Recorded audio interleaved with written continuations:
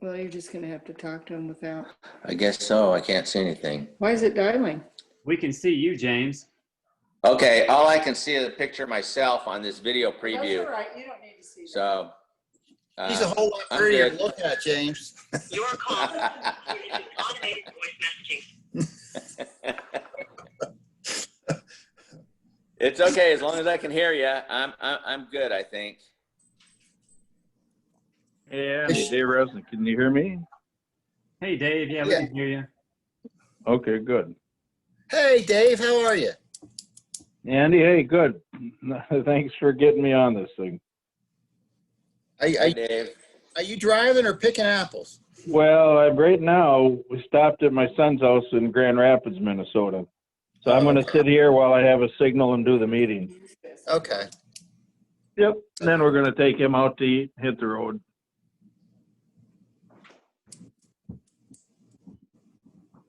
Are you still waiting for others, or have you started? Yeah. Well, we were just letting people kind of get in here and get settled. So I was hoping Good. Shanker or Jim would be on here to kind of give us a little headway into where they were working. I just got an email from them. Neither one of them are going to be on. Okay. Yeah. I know Shanker was teaching tomorrow somewhere. He's traveling, so. Well, yeah, but he's got the curriculum with Jim. It goes on in 20 minutes. They're I don't know, they're trying to okay the curriculum they want to present for Rosemont. Roseman. Mm-hmm. Now, Duke, that's something different than what we're trying to do, I'm assuming? Well, it's just the curriculum that he and Shanker have been working on, Rakowski and Shanker, for probably 6 Okay, that's months. it. Right. And Rosemont is where? I think it's Utah. California, isn't it? Utah. No, it's in Utah. Utah. Oh, Utah? Okay. Yeah, it's Salt Lake City. Okay, thank you. Yeah, right outside of Salt Lake City. That's correct. But it's a residency program, not a maxi course. Is that right? Correct. It's a resident Hello? program. Bev, Yes. you trying to get on? Asking the questions. Yeah. You can. I'm going to be on in just a minute. Okay, Fine. that's right. Bye. So, Andy, just a brief overview on that. CODA's requirements is that we have consistency in a curriculum, whether it be a 2-year program, 3-year program. The development of the curriculum, I think, is a 3-year program, and it has to be in multiple locations for it to even be considered for CODA recognition. So therein lies what they were trying to do behind it, work that out.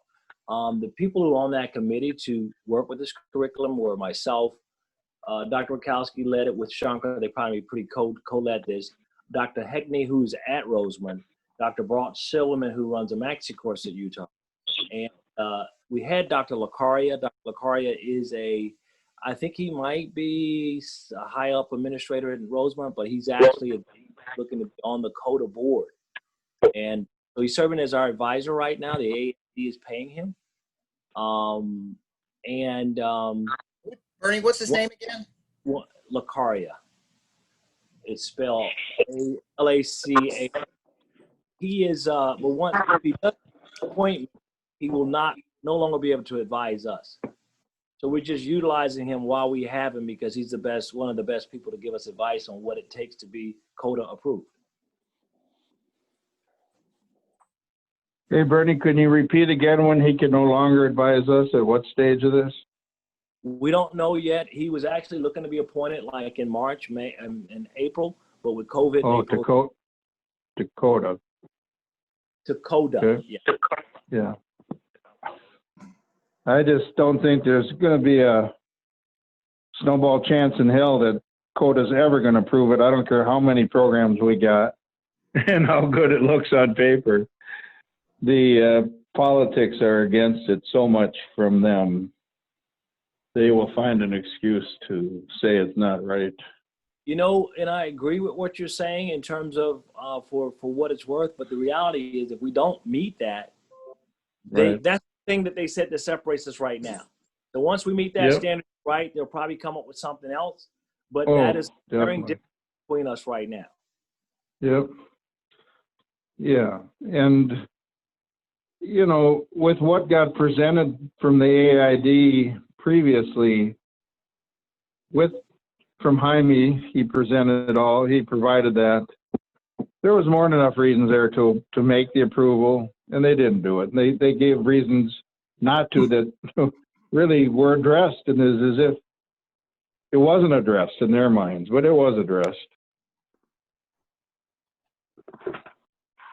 You know, they just had one excuse after another that really weren't valid. But Frank, why don't please comment on this discussion?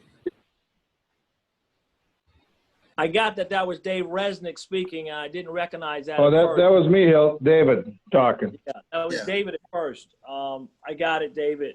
Now that now what Dr. Tatum's asking is for Dr. Recker to give us a little bit of insight based on what I have shared and what you are sharing. Can you hear So us? Dr. Recker. Me, Bernie? Yes. Yeah, Okay, all I see is politics. It's Yeah. like if they're backed in the corner and they're forced to for legal reasons or political reasons, they'll do it. Otherwise, it'll continue to be, it's covered in the other specialties. I'm just ready before this call to write a kind note to Tony, God, what's Tony's last name? He's the vice president over CODA. Come on, Bernie, what's his name? I'm drawing a blank on that one. I've seen it. I've I seen the took his code. deposition a few years ago. He's prosthodontist, he's a good guy. And I'm just gonna flat out ask him question number one. You refuse to develop standards. Question number two, when you develop standards, you also define what the professors have to have, what education, what criteria. C, how can you say they're covered already when you can't define one or two? I mean, it's just ludicrous. Yep. But Frank, you summed it up. It's politics, and other than a legal action, I don't think they'll ever give it. And That's why they felt threatened by the success we had on the state levels with the court cases. That put the heat on them. That's how they'll respond when it's almost going to be universal that you can call yourself a specialist. That's when they've lost That's control. right. That's right.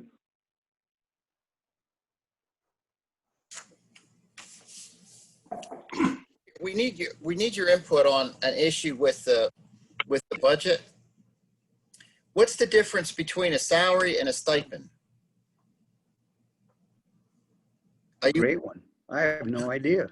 all right? All right. I've got the accounting office for the foundation researching it. Jack, are you can you hear me? Jack, Yeah. We did some research with the UAB Oral Surgery Department, and the oral surgery residents there are being paid $54,000 the first year. The second and third year, they're paying the university $33,000 in out-state tuition, and they are not getting salaries. The fourth year, they do an anesthesiology residency, and then the fifth, sixth, the fourth, fifth, and sixth year, they get 56, 58, and I think 59,000. I'm not sure if they get paid while they're in the anesthesiology residency or not. Is that pretty close, Dr. Jack? The primary difference that we see between a stipend and a salary is the benefits package is uniquely different for a salary, where you have a variety of requirements, but on a stipend, you have an opportunity to avoid certain types of taxes like state taxes and income taxes, federal. Okay. They had a whole court case here in Minnesota about 3 years ago. The university was trying to get out of having to pay some of the state taxes on the stipends. And actually the Minnesota State Supreme Court ruled against the universities ultimately. And they had to start treating the residents as employees here in Minnesota, which the residents wanted because they felt they were not getting their due benefits and other things because they felt they were employees. James, you guys and Shane Sammy have researched this pretty extensive, haven't you? The difference between stipends and salaries for your program? We have not. We have not. In fact, I'm interested in this whole discussion. All right. From what I can see, it used to be they were doing more stipends. Now it's more salaries. I don't know what the answer is. And the accountant is doing the research on it. The way the budget looks right now, we have a budget of between 1.1 and 1.8 million. The budget at 1.1 million has a $500,000 cushion in it. 681,000 of it actually has to go to JU. 320,000 of that has to go to JU in the pre-planning year to kick the program off. And right now, I feel confident with saying that I've got 425,000 committed. And Hilt's been hammering it pretty hard. And there are questionable commitments I have, could say, for at least 200,000 to 300,000 beyond the 425 that we're looking at now. If we add the stipend to the budget, Frank, this is a question I've got for you. Right now, the budget at 1.1 million is 681,000 that goes to JU for different expenses they have to kick the program up. Plus, they would get the $30,000 per year for the tuition from the residents. I would like to see personally, and I don't know how this is going to shake out, I would like to personally see the off-site Jacksonville University graduate residency programs pay the residents $50,000 from the location. And I'm being very specific on the language I'm using to identify the locations as graduate residency programs, not centers and not private practices. I think if the residents could pay the $50,000 on a salary from the centers, and they would be doing dental work in those centers, seeing program patients, that if they generated at least $150,000 in dental work while they were there, that would more than cover the expense of the salary, and that would take that out of the COIRT budget. But if we pay the COIRT pays a $30,000 per year stipend, for the first year, it would be $240,000. For the second year, it would be 480,000, and that we'd have to add 720,000 to the budget for just the first 2 years. And then if we decided to pay the third year, it would be 240 times 3, so it would be about 720. So the budget all of a sudden balloons up to $3 million. So I know Hilt feels like we should do a stipend, but Jack, one of the issues I have, and I need your input on this, if we're raising nonprofit funds in COIRT, those funds go as stipends to residents in our practices that are making us money. I just think that's a legal IRS mess. Well, Andy, Dave Resnick here raises another issue. In order for them to be under, say, the university umbrella, can that practice collect that money and not have a liability in itself? You know what I'm getting at? In other words, whose money is that really then? And that's going to be a separate issue, because no, all that's outlined. It stays with the centers. Yeah, I mean, the university is going to have to define that one. Well, if they're going to be practicing under their umbrella, that's the point of the meeting today, is so we can define this. And I've got a booklet it's a 360-page that I need to finalize the budget. I'm hoping we can come to a decision today, and do it. Did I miss something? And now, Hill, I want your input on this. Give me your thinkings on this. Can you hear me? Well, you and I have talked in between us, and you know the Yeah. reason I feel that I've wanted the students being paid, whether you call it a stipend. I'm sorry, I'm so hoarse. Whether it be called a stipend or whether it be called a salary from the foundation or from the university, I've wanted the students to receive something like the oral surgery students receive. Following the goal of the board, when we set up the ABOI, we wanted to follow the track that oral surgery had used. And though we would not be apples to apples to them right now, we would be following the role that they have followed as they were developing. Now, you know, you and I talked yesterday, the day before, about different ways that we might handle this with the university. You remember our discussion about that, Andy, about, Yeah. and so, The university would prefer it if they weren't involved in the salary end of the residence. Now, JU has an orthodontic residency program, and from what I understand, those residents are not getting a salary. So that would be separate from what we're doing. But the They use, and they pay $100,000. they do. Yeah, JU is. yeah, they pay money to be a part of that program. The students do. They pay they pay a tuition. big tuition. Residents pay to be a part of the program. Yeah, but the program doesn't pay them a salary, is what I'm saying. No, it's the reverse. They pay. I want to tell you, they might pay over $100,000 to be a part of the program. Yeah. Our students would be paying 30 instead of the 100. But our students would be paying 30,000 in tuition to JU, but they would be receiving a salary from the residency programs or COIRT or JU. But if COIRT has to step up and cover the salaries, that would balloon the budget to over $3 million. And then that would only cover it for the first 3 years. Andy, I think Dr. Dunn's got something he wants to interject here. Go ahead. I'm new to the game here, coming in, but I have a few questions. What is the advantage of a person going through this program? When they complete this program, what do they have?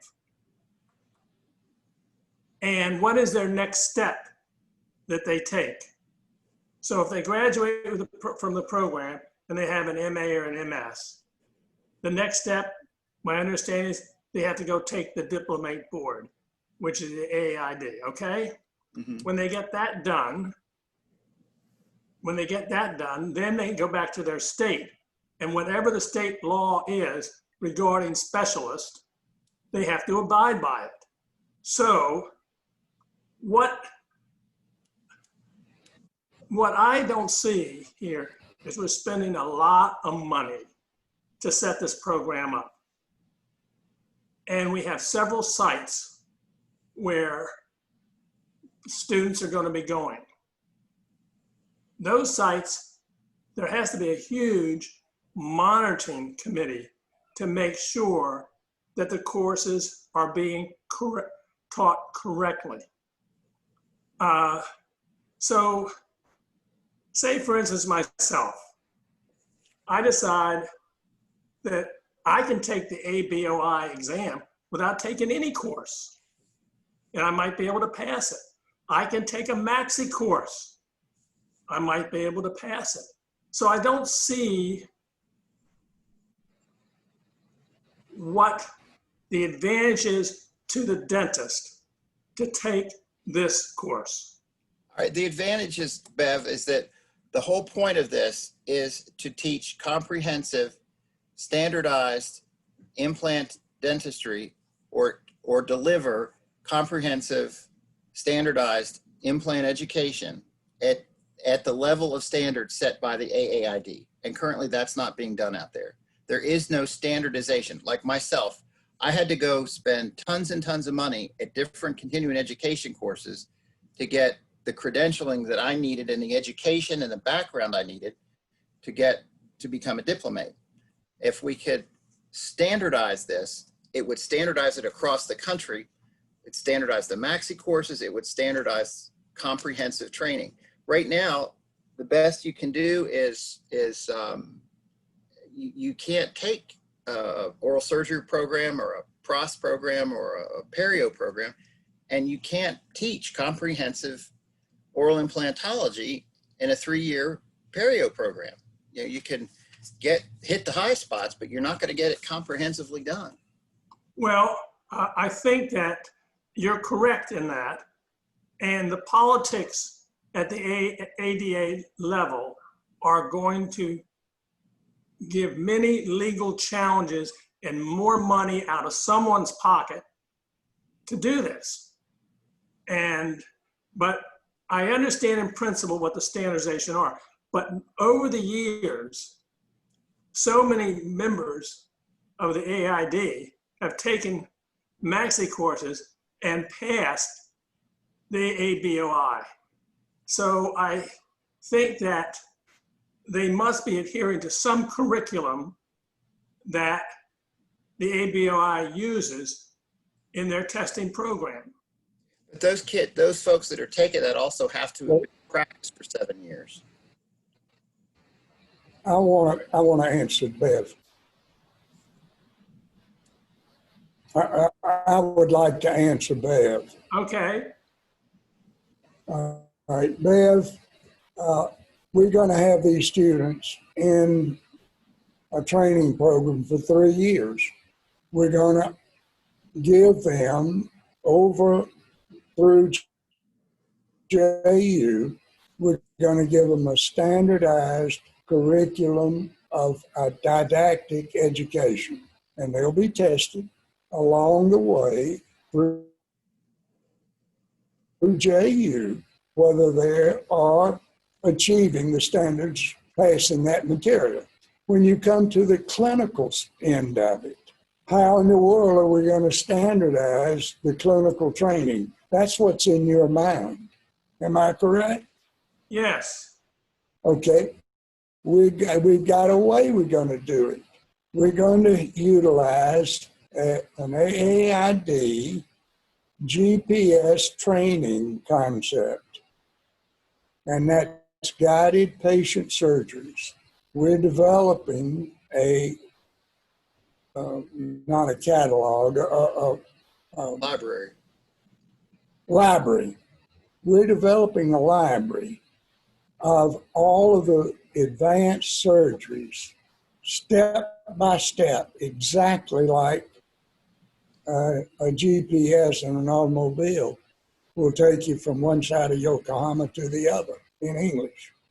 And it will not only train our students, it will train our directors who have not had formal training, and this will be available. It's my conception, and I hope our group, that this will be available to all of our credential members of AAID, so that we're not creating people. So the young dentist who has gone through and has ABOI or AAID credential, we're not creating competitors for them in something they don't know anything about, because this GPS training concept will be available to our existing members. It's win-win.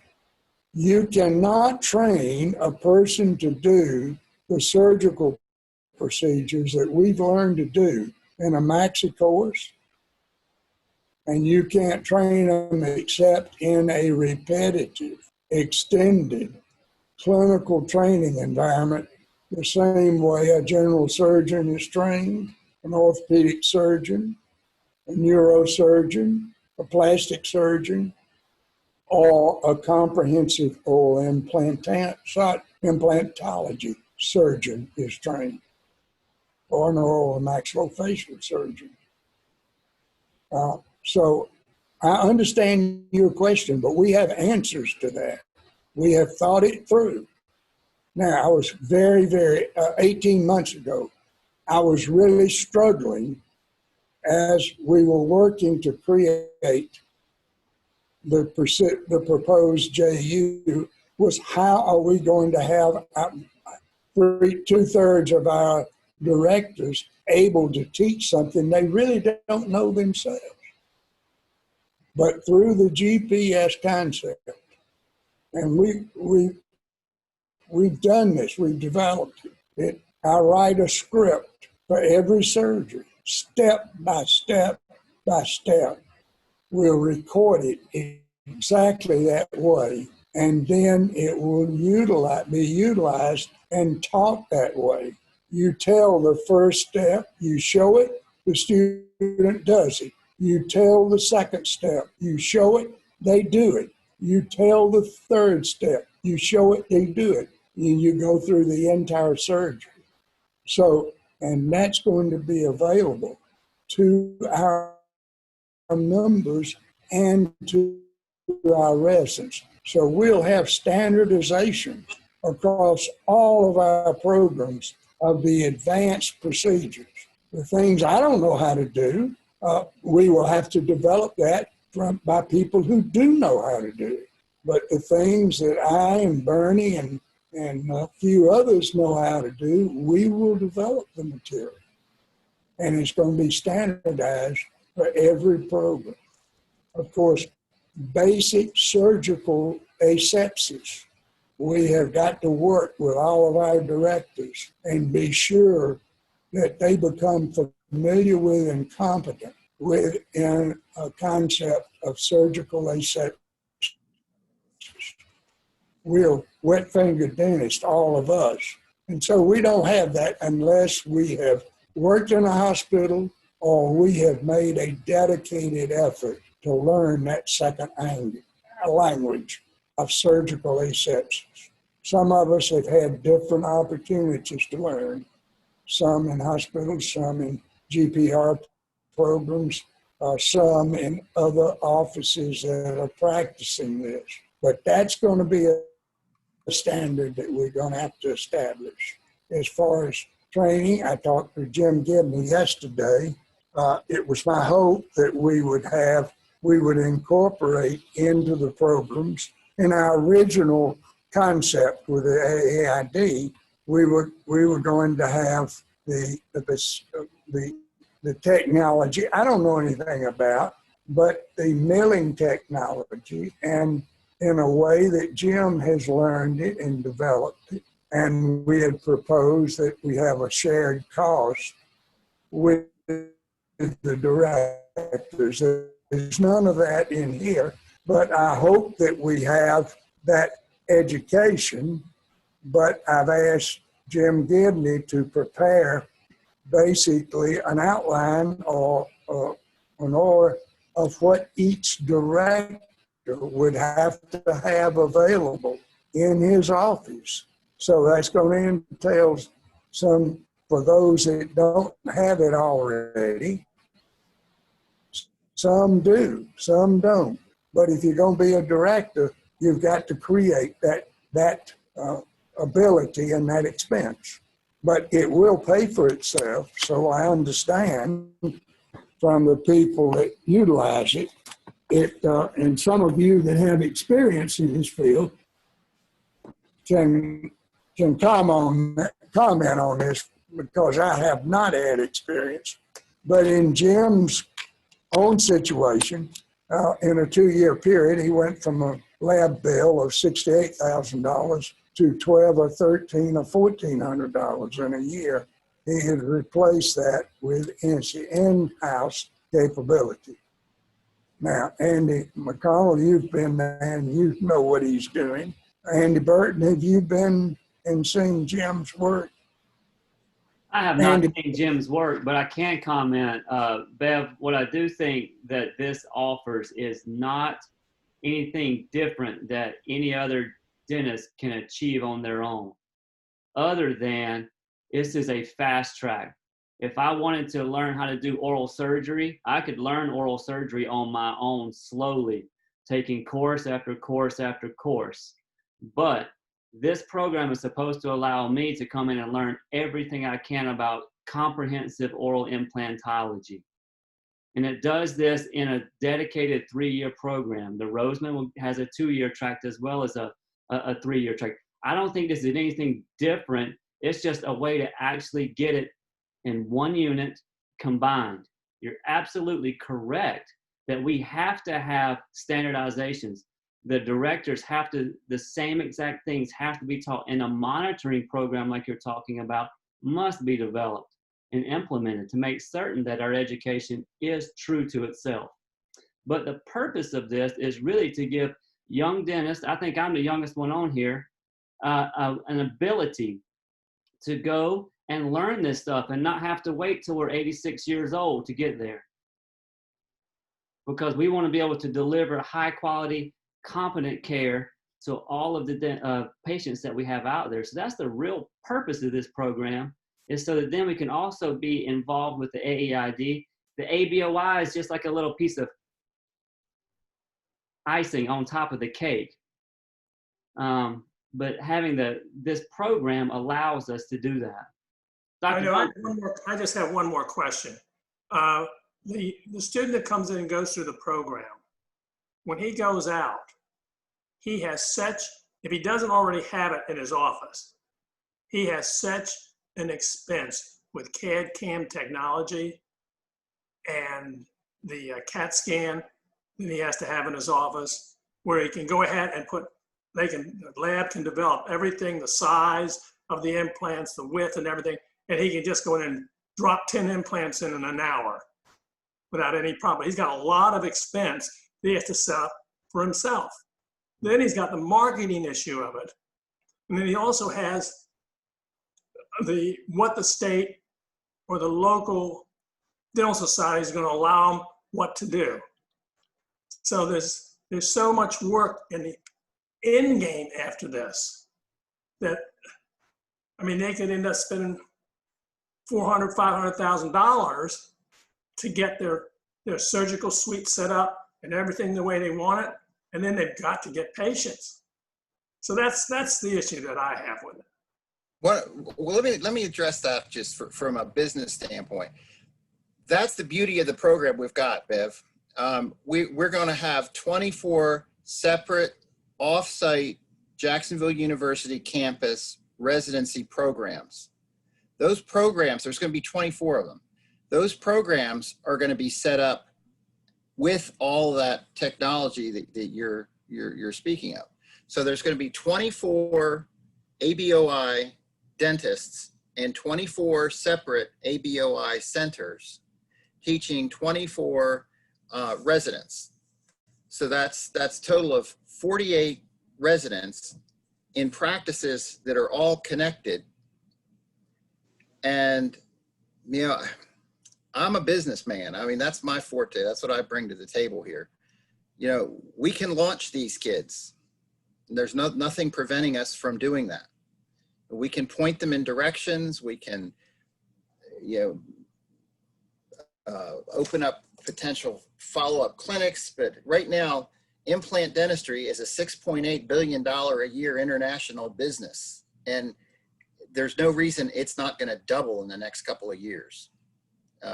There's such a need for this out there, and this will fulfill a lot of the need. It'll also fulfill a lot of the need where a lot of implant dentistry will starting to be getting into the hands of a lot of people that can't afford it. And, you know, from this, we can do partnerships with different organizations and across the country to provide teaching and so forth in these different places that would spread our knowledge and get it into the hands of the folks that need it. Andy, in theory, I understand it, but the practicality of it, I have trouble with the concept, because the students that you're going to get perhaps will have been out of dental school for a few short years. They set up their practice. They're in debt over their ears. And when they go through a program like this and they see what additional income they have to put into their practice, I think from a practical standpoint, they will hesitate. Well, this program, we've got to look at our population base of who we're drawing our residents from. You know, the people that just have gone out and spent big bucks to go into private practice, those guys are weekend warriors. They're going to end up in the dental teaching institutes that are going on around the country.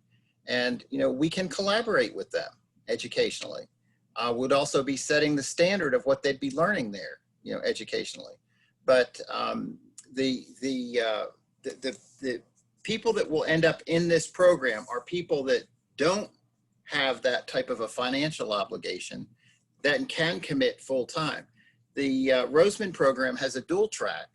They have a didactic program giving an MA degree.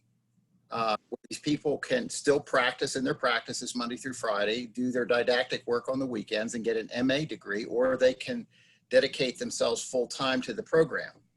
There's going to be different people at different levels that want to do this. I mean, you can't set up a private practice and then go do an oral surgery residency. That just wouldn't work. You'd have to step out of it or make arrangements for it to be run without your participation in it. So, So will you make available to the students,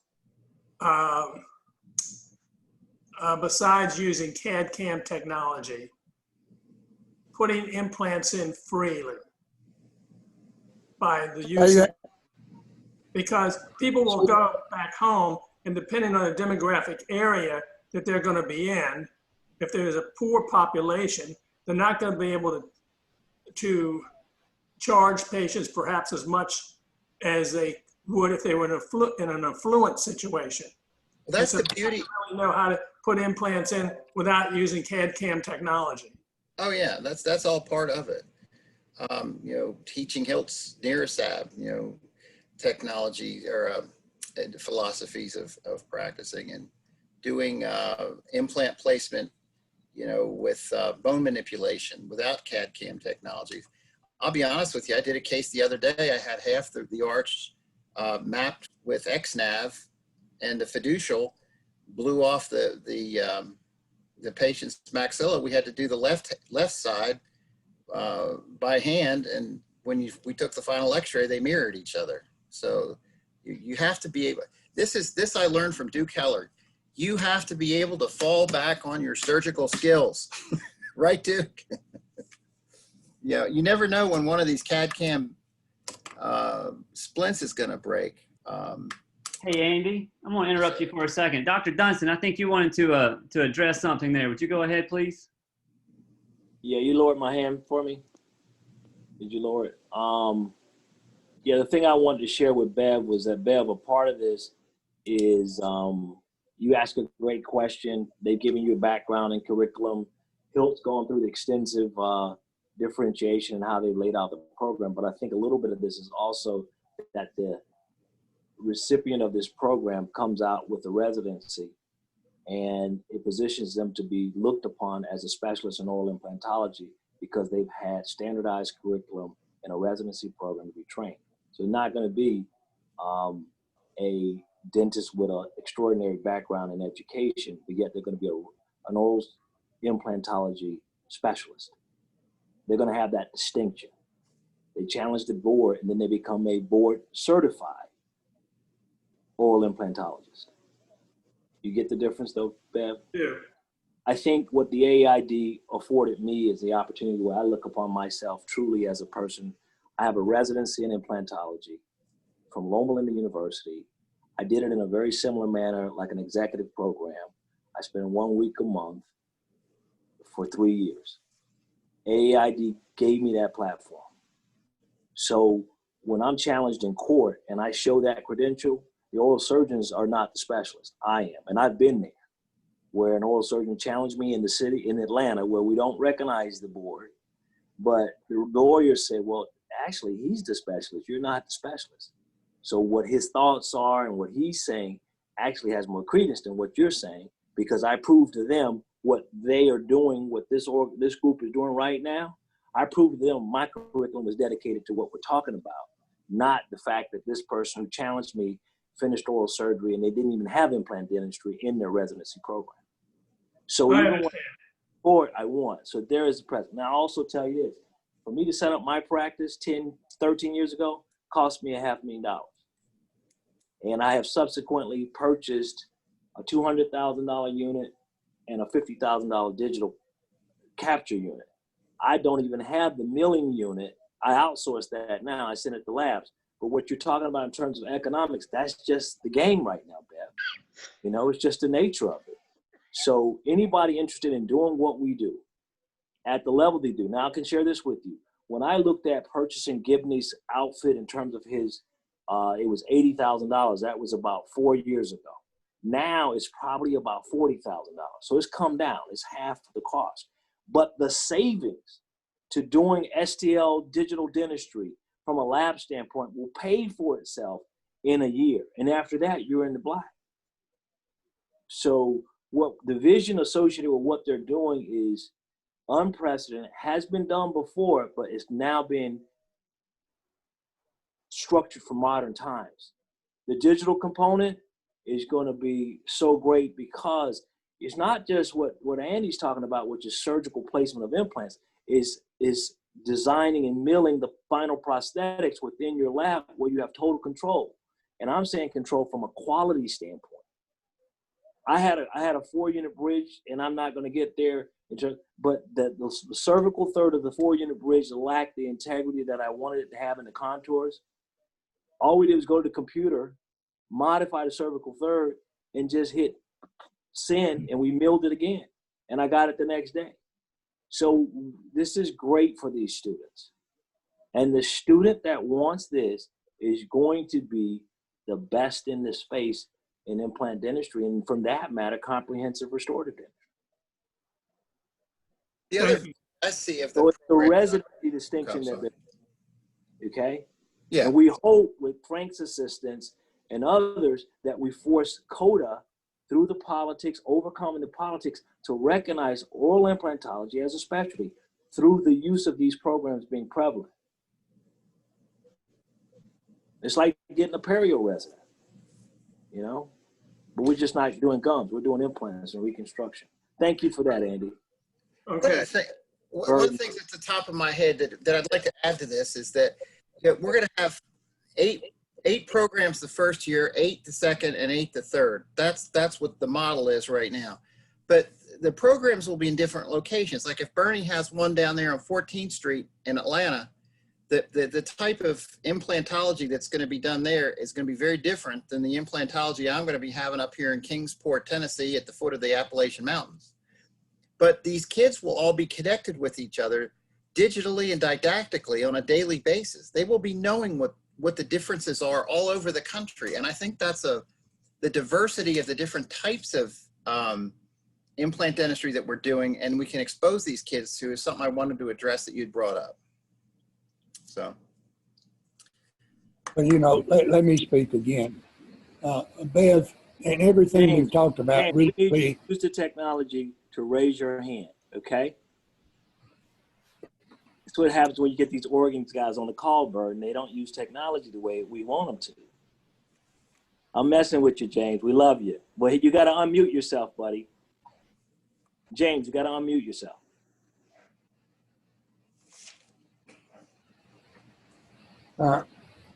you know, the things, I want to speak a Okay, minute. there I The am. things that- Can they hear you? Can you hear me now? We hear you. We hear you now, James.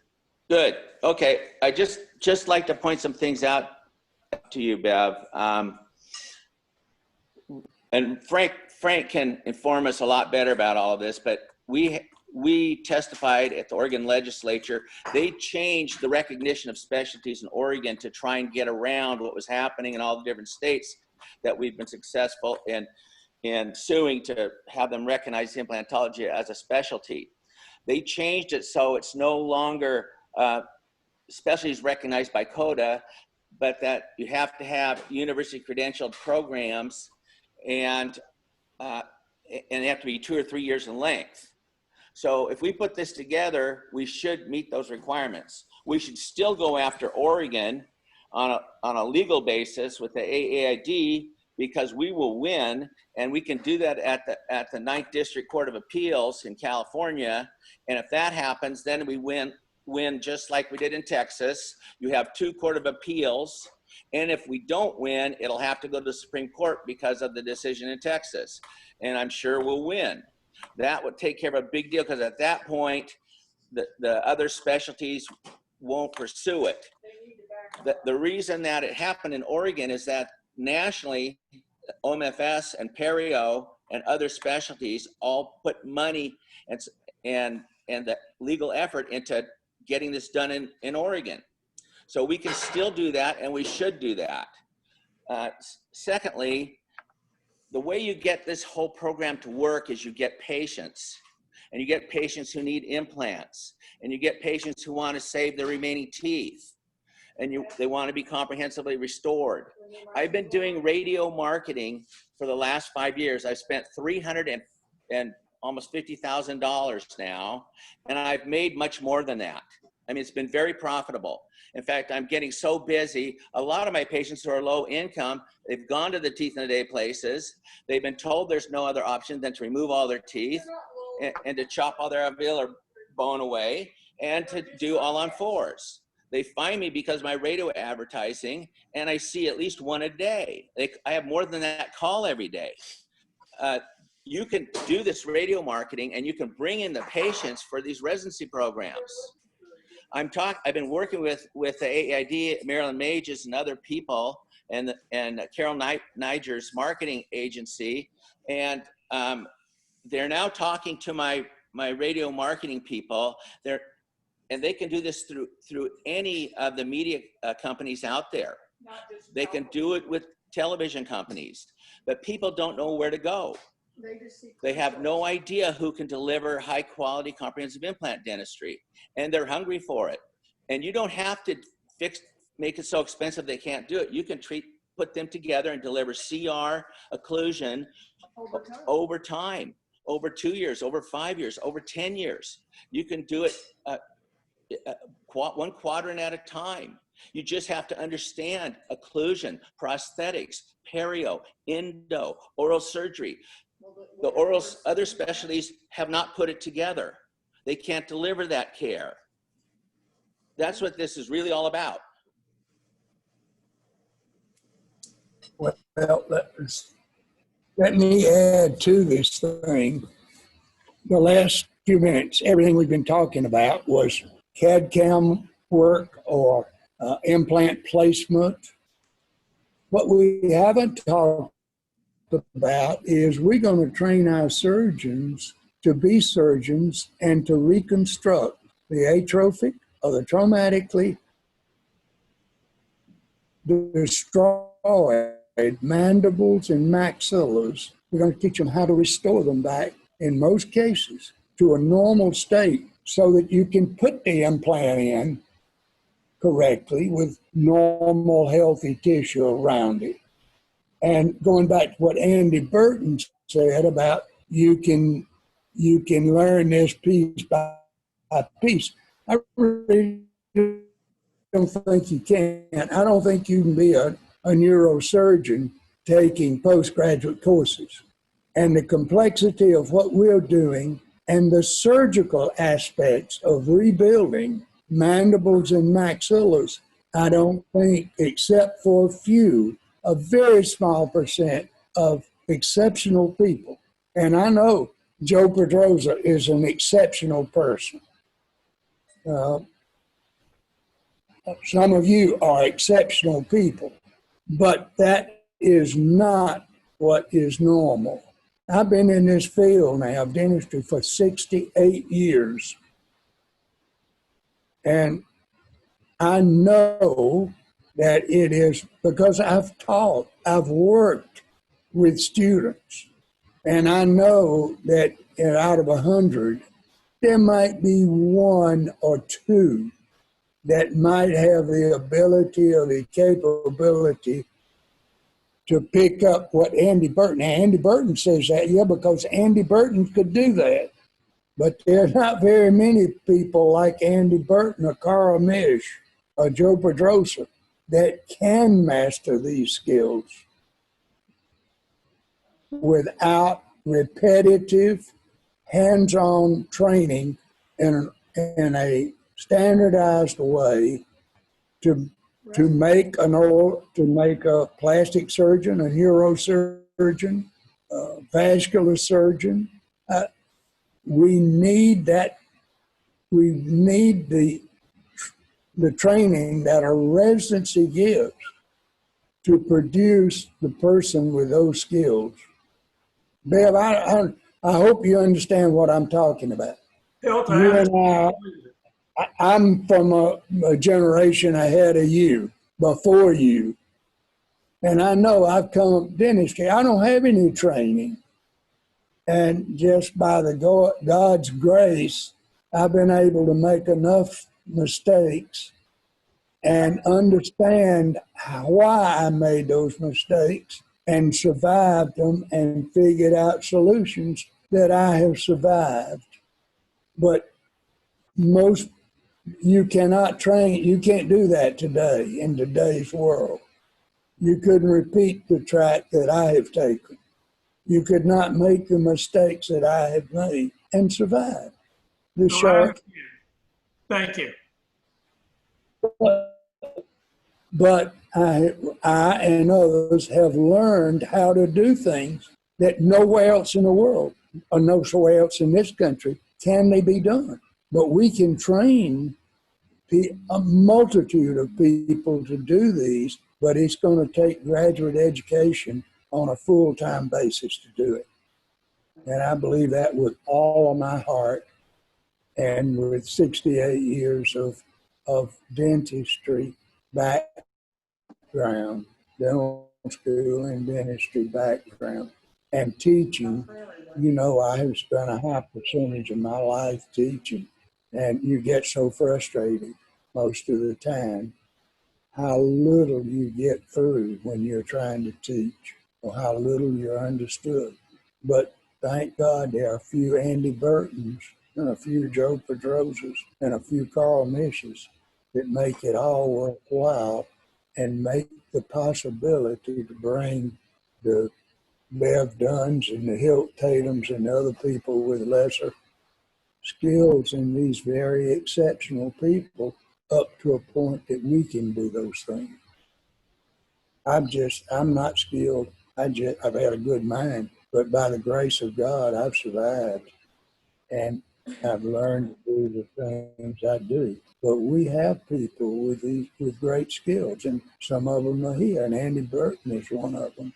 I put him on a par with Carl Mish in totally different ways, but he dots the I's, he crosses the T's in everything he does, and that is exceptional. And,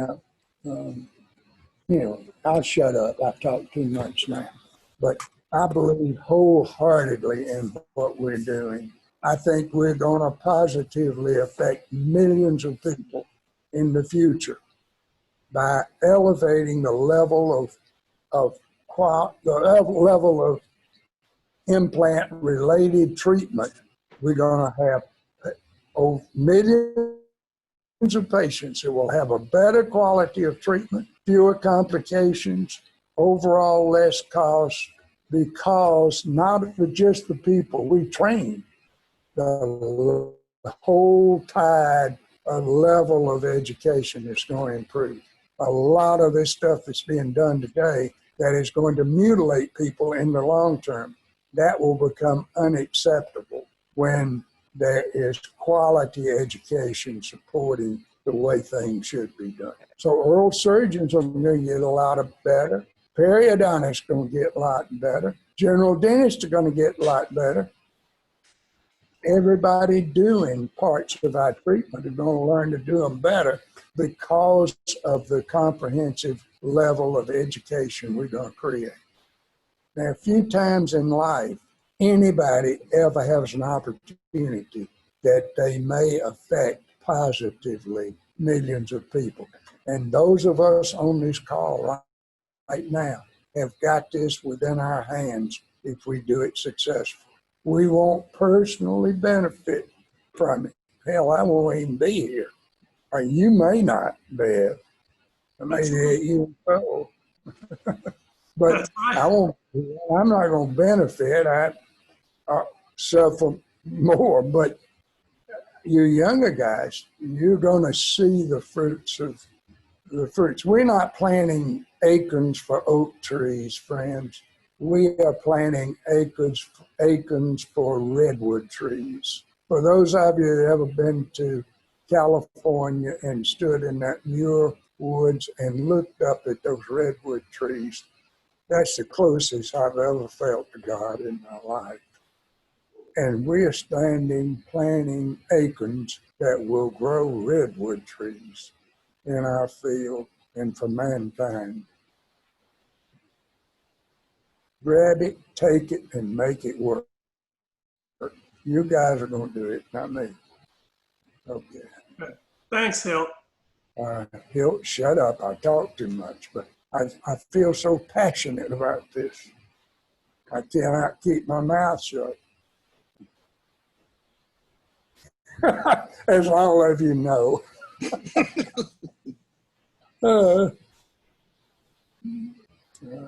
Tom, you're being awful quiet out there in California. Who you Okay. talking to, Keith? Is Chess on? Yeah, he doesn't have voice. He can't talk? Oh, there he is. Grandpa Tom.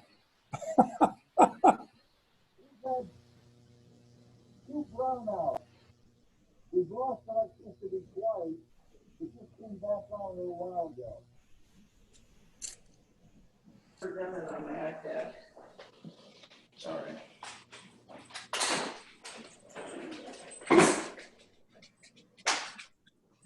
Well, I'm just going to open it up. Is there any other concerns or anything that we want to address with this at the moment in time? I appreciate all of you being here, and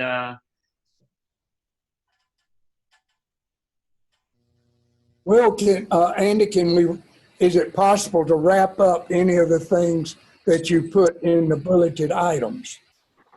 Can we wrap anything up and say, yes, we've made progress on I'd like us to finalize the budget, whether we're going to keep the stipends in it or go with the salary with the centers, if we can do that. And Frank, I'm going to need your input on that. I need the tax lawyer's input. All right. You know what would really help me? If it rolled off your tongue, this is connected to this, money coming from here, money coming from there. Could you draw some kind of a diagram so a lawyer could grasp what you're asking? All right, I've avoided doing it. I've put this together. This is it's a binder of what we're doing. There's a proposal in there and there's a budget in there. And those are the key 2 items in there. I haven't distributed them yet because the budget, if we put the stipends in it, can balloon up to 3.2 million. If we keep the stipends out of it, keep it down to 1.1 million. But Frank, I'll send you the copy of what I have and you can review it and get back to me and let me know what you think. Now, I have not presented this to JU yet. I think it needs to be finalized and the document has to be polished, but I'm working on trying to get a university graduate residency student to put the high shine polish on it so that it flows more consistently, it's more tapped. But the two documents in there that are the most important, it's about a 20-page proposal identifying who COIRT is, who AAID is, and JU, and the other is the budget. And again, the budget without the stipends is 1.1 million with a $500,000 cushion, or for 2 years it's 1.8, and for 3 years it goes to 3.2 if we put the stipends in there. And from what I'm seeing, most programs now have, if the standard in the industry, as I'm being told by JU, and that's Teresa McGregor and Dr. Sapienza, is that the residents get paid on an average about $2,000 per credit hour per year. So it's a 30 credit hour per year. So we're looking at between $50,000 and $60,000 per year is what you have to pay them. Now, if we give them a stipend, there's probably tax ramifications. That's why a lot of the programs now are going towards the salaries instead of the stipends. But Frank, my issue is, like, I'm wanting to have a off-site Jacksonville University campus residency program at one of my practices. If I'm raising money tax-free through COIRT, and COIRT somehow or other gets those funds to that resident in my practice making money for me, I think I've got a problem there. Tax-wise, I think it would be easier just to have the student as an employee at a base salary. And I know I wish Shane Sammy was on here, James, because Shane was saying that there's an issue if we pay the residents a percentage, say we pay them 30% of what they make on production, that COTA can disavow the program because they could be saying that the students are moonlighting in our private practices and it's not a residency program. But if we pay them a salary for work as a resident, that would itemized as a different issue. Can you address James? That's correct. I've heard Shane say that. And I do think that everyone needs to realize that we can do marketing to bring in patients who need comprehensive implant dentistry. It can work so well that you can more than cover the costs of this program in every office. And you have an advantage of marketing not as an individual practitioner, but marketing as part of a university affiliated residency program. Yeah. But there's so many patients out there that need this kind of care. They don't know where to go. For anybody who thinks that this won't work financially for the individual directors in their practices, I assure you that it will work very well financially. It will be able to cover the costs. We'll be able to make it work. It's going to take some marketing, but it's very doable.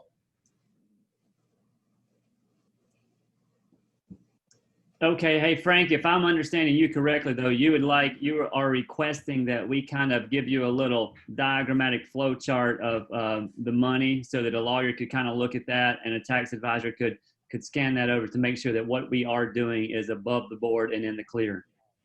The easiest, the less tax issues, the less hassle. I don't think that this tax lawyer would care that much about how much you're giving or how much for a salary or a stipend. It's from where the money comes, what's done with it, that kind of stuff. I got you. All right, I've got the accountant down in Auburn for this, doing the research on this right now. It should be and then I'll pull you in on it once I get some of that, or I'll send you what we have as well. Okay. Okay. And then when it comes to our top thing, I think Duke, you hit it on the spot with updating us a little bit on what Shanker and Jim were doing on working on their Rosemont curriculum. And so I'd love to get in touch with them and see what they're doing. Hopefully we can parallel these paths with what they're doing. So look forward to seeing what they have for us. I think that's it. Fundraising efforts are underway. Definitely some good concerns that Bev brought up. The one issue I wanted to do about the fundraising. I've identified some pretty good sources. I feel comfortable about 425,000 of what I've identified, and it seems to me that the contributions are ranging between $10,000 and $100,000. If we stick with the lower budget, we're pretty close to being half there. If we go for the higher budget, we're going to have, it's going to take fundraise and it's going to take longer to get the program kicked off the ground. But the sweet spot is, like I said, between 10 and 100,000. And I think if we keep, I'm almost in favor of keeping the ceiling at 100,000 so that if there's no one individual has too much influence on the program. But, you know, if somebody wants to commit to $1 million donation, I'm not, oh, hell, I'm not going to say no. So, but it has to be, I've got one JU wants the contributors to be, and this goes along with Duke and Hilt's thinking, it has to be non-commercial. I'm talking to one organization that's got a dental teaching institute, and they have some corporate connections there, but I've made it crystal clear that it is non-commercial if they contribute. And most of the individuals that I've identified so far are not of commercial connections at all. So anybody know of any person that we can talk to or discuss this with? Or Frank, do you know anybody in your worlds that you've come across that you can need us to talk to, or get a budget in their hands or explain the program? Feel free to call me. I'll be happy to talk to anybody. Hilt's been doing a jam up job too with his raising.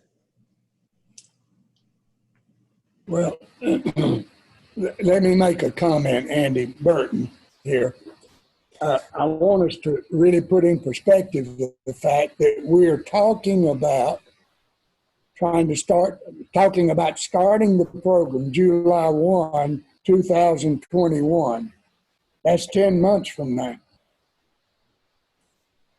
And so we can't procrastinate.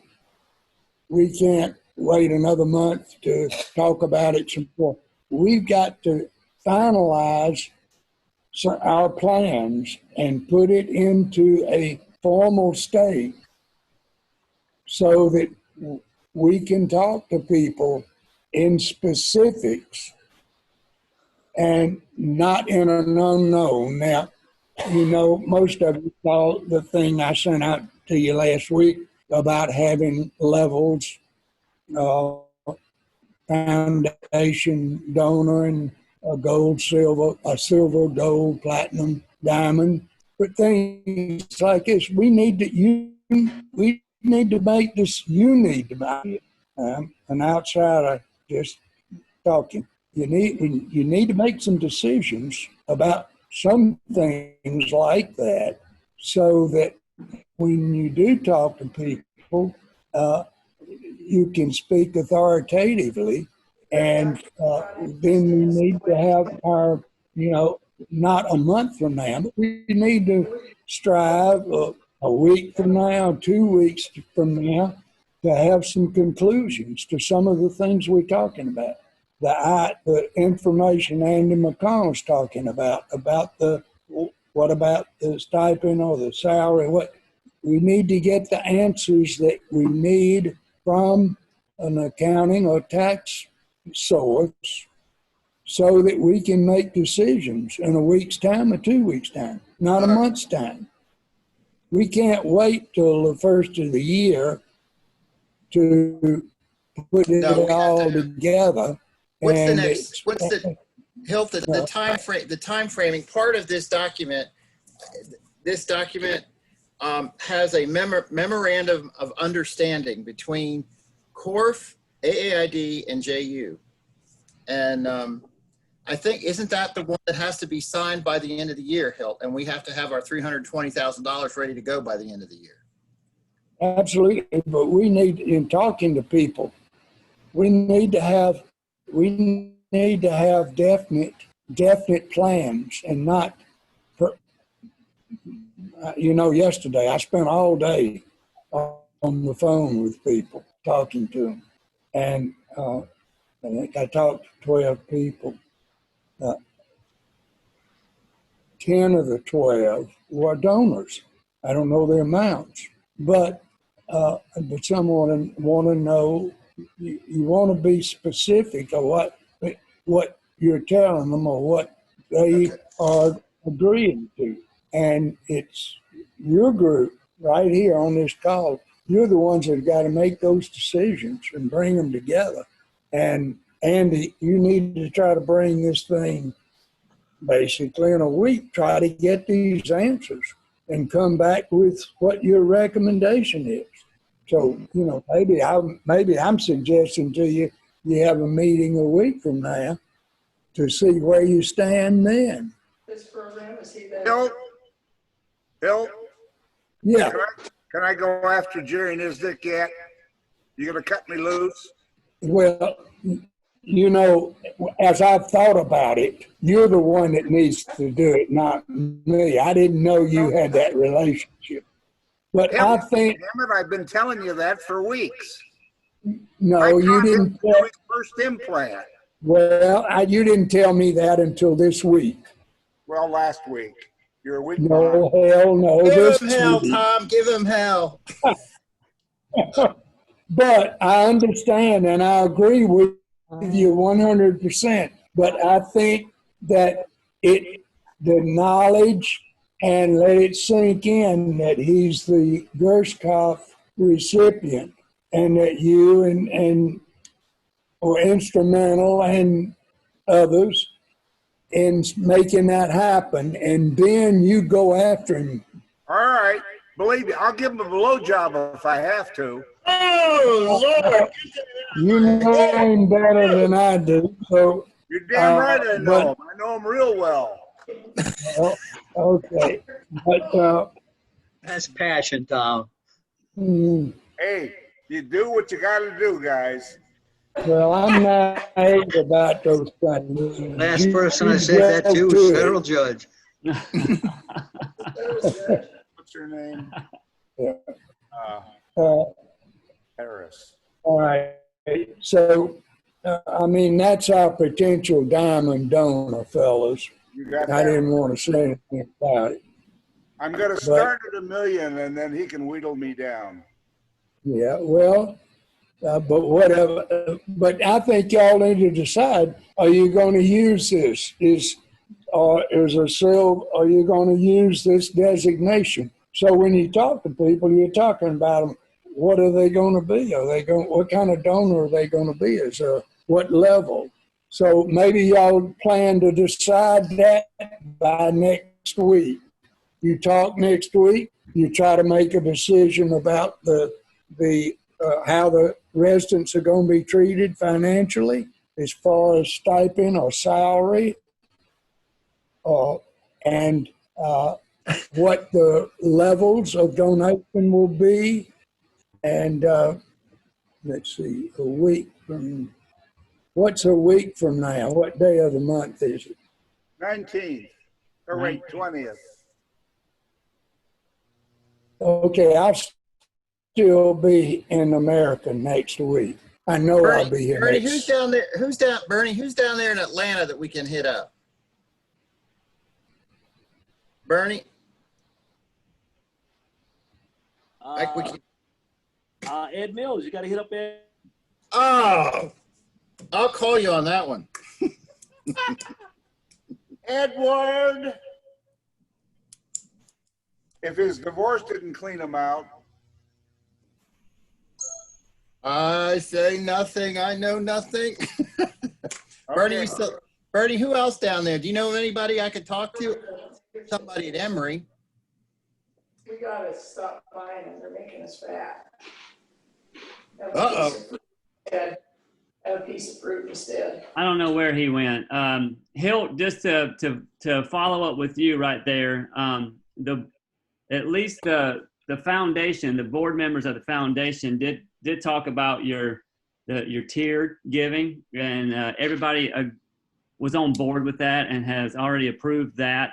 So we're already already have a couple artists looking at developing the certificates for that. So that's kind of underway. So we've already accepted that. We don't know what the top tier will be, and maybe Tom Chess will tell us. Okay, I didn't know. You've accepted that then. That's a fact. Yes, sir. Yes, yes. Okay, I didn't know that. Yeah, it's All right, been sent well, out that's to all. good. But I would suggest that,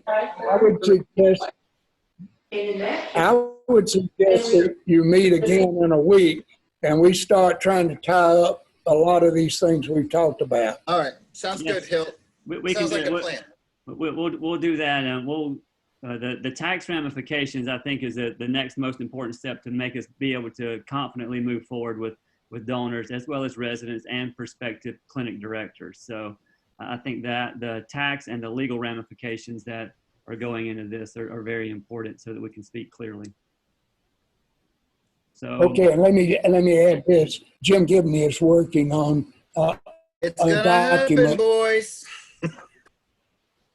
Jim Gibney is working on a document that would be the requirements for directors, that all directors, a requirement that the directors would have to meet. And of course, you will participate or make the final decision, but he's preparing a document about that for your consideration and final decision.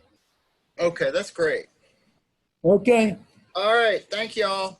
thank you, everyone. Have a great Thanks, day. Dr. Stay Dick. safe out there. Andy, Who's that? Yes, It's Frank. Adios. Quick question. Are you in any way involved in ABOI's plans to raise the minimum CE requirements to like 1,600? No. Yeah, there's going to be two paths, one for specialists, one for general dentists. And general dentists, instead of the 7 years, et cetera, they're proposing to raise it to, I believe it's 1,200 to start and then eventually up to 1,600. Oh, it's crazy. Well, we need, after we get first things done, we need to look at ABOI. And, okay, guys. Adios. Thanks, Frank. Thank you, everybody. Bye-bye.